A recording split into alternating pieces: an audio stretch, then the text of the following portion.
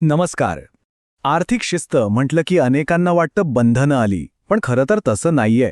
हा आपल्या आर्थिक आयुष्यावर नियंत्रण मिळवण्याचा आणि खरं समाधान मिळवण्याचा एक मार्ग आहे. आज आपण याच नियंत्रणाचा आणि समाधानाचा आराखडा समजून घेऊया. आता स्क्रीनवर दिसणारा हा आकडा बघा. 1.84 लाख कोटी रुपये. किती मोठा आकडा आहे नाही का? पण हा आकडा नेमका आहे तरी काय आणि याचा आपल्याशी काय संबंध? चला बघूया. तर ही रक्कम आहे आपल्या देशातल्या बँक खात्यांमध्ये, विमा पॉलिसींमध्ये आणि शेअर्समध्ये पडून असलेले बेवारस पैसे. हो, बेवारस. या पैशांचा कोणी वालीच नाही.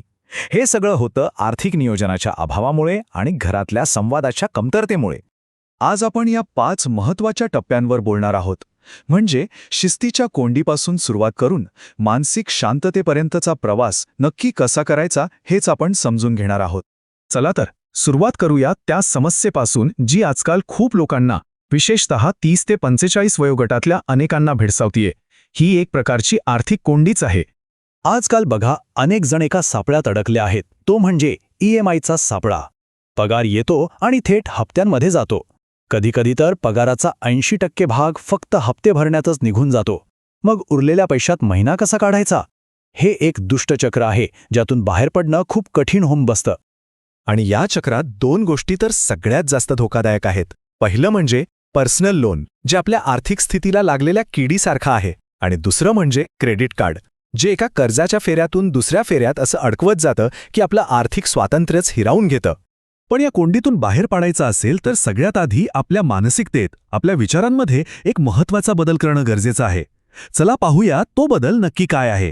कोणतंही आर्थिक नियोजन असो, ते या 4 स्तंभांवर उभं असतं. आपलं उत्पन्न म्हणजे आपली कमाई, आपला खर्च, आपली मालमत्ता म्हणजे ॲसेट्स आणि आपली देणी म्हणजे लायबिलिटीज.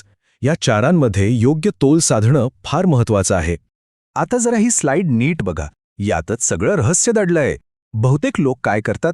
उत्पन्न आलं की आधी खर्च करतात आणि मग जे उरलं ते वाचवतात. पण शिस्तबद्ध पद्धत याच्या अगदी उलट आहे. ती सांगते, उत्पन्न आल्यावर आधी बचत बाजूला काढा आणि मग जे उरले त्यात खर्च करा. म्हणजे उत्पन्न वजा बचत बरोबर खर्च. हा एक छोटासा बदल आपल्या आर्थिक आयुष्यात खूप मोठा फरक घडून आणू शकतो. एकदा का आपली विचार करण्याची पद्धत बदलली की मग काही व्यावहारिक नियम आणि सवयी लावणं खूप सोपं होतं. चला तर मग आर्थिक शिस्त लावण्यासाठी काही सोपी पण प्रभावी साधनं कोणती आहेत ते पाहूया. हा एक खूप प्रसिद्ध आणि सोपा नियम आहे. 50-30-20 नियम. सोपा आहे. तुमच्या उत्पन्नापैकी 50% तुमच्या गरजांसाठी, म्हणजे घरखर्च, किराणा वगैरे. 30% तुमच्या इच्छांसाठी, म्हणजे बाहेर फिरायला जाणं किंवा काही हाऊसमौज करणं. आणि उरलेले 20% ते थेट बचत आणि गुंतवणुकीसाठी बाजूला ठेवायचे. आणि हा एक साधा पण खूपच कामाचा नियम आहे. Rule of 72. याने काय होतं तर आपली गुंतवणूक दुप्पट व्हायला किती वर्ष लागतील हे पटकन कळतं.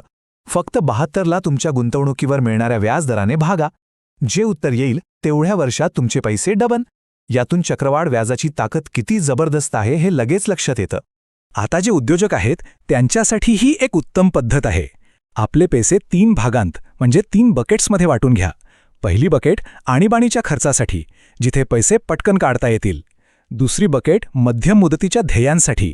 आणि तिसरी ती दीर्घकालीन संपत्ती निर्माण करण्यासाठी, जिथे थोडी जोखीम घेतली तरी चालेल. अनावश्यक खर्च टाळण्यासाठी ही एक एकदम सोपी पण जबरदस्त सवय आहे. एक वेगळं बँक खातं उघडा आणि महिन्याला जेवढे पैसे खर्च करायचे आहेत तेवढेच त्यात ठेवा. मग काय, खर्चावर आपोआपच नियंत्रण येतं आणि आपण आपल्या बजेटच्या बाहेर जातच नाही. एक गोष्ट लक्षात घ्या, आर्थिक शिस्त ही फक्त वैयक्तिक बाब नाहीये, ती संपूर्ण कुटुंबाच्या आरोग्याशी जोडलेली आहे. त्यामुळे आता आपण या विषयाकडे एका कौटुंबिक दृष्टिकोनातून पाहूया. हा प्रश्न स्वतःला विचारण्यासारखा आहे. घरात पैशांबद्दल किती मोकळेपणाने बोललं जातं? आपल्या गुंतवणुकी, खाती आणि कर्ज याबद्दल आपल्या जवळच्या व्यक्तीला, आपल्या जोडीदाराला माहिती आहे का? घरात आर्थिक स्थैर्य आणायचं असेल तर काही गोष्टी खूप आवश्यक आहेत. पती-पत्नीमध्ये आर्थिक पारदर्शकता हवी. मुलांना लहानपणापासूनच बचतीची सवय लावली पाहिजे. आणि हो, सगळ्यात महत्त्वाचं, आपल्या सर्व गुंतवणुकींना योग्य नॉमिनी असावा आणि शक्य असेल तर एक इच्छापत्र तयार असावं. यामुळे भविष्यात येणाऱ्या अनेक अडचणी टाळता येतात. आणि यातला सर्वात महत्त्वाचा मुद्दा, मोठ्या परताव्याच्या मागे धावण्याआधी किंवा संपत्ती बनवण्याचा विचार करण्याआधी कुटुंबाची सुरक्षा सगळ्यात आधी येते. पुरेसा आरोग्य विमा आणि आयुर्विमा हा कोणत्याही आर्थिक नियोजनाचा पाया आहे. हा पाया पक्का असेल तरच त्यावर संपत्तीची मजबूत इमारत उभी राहू शकते.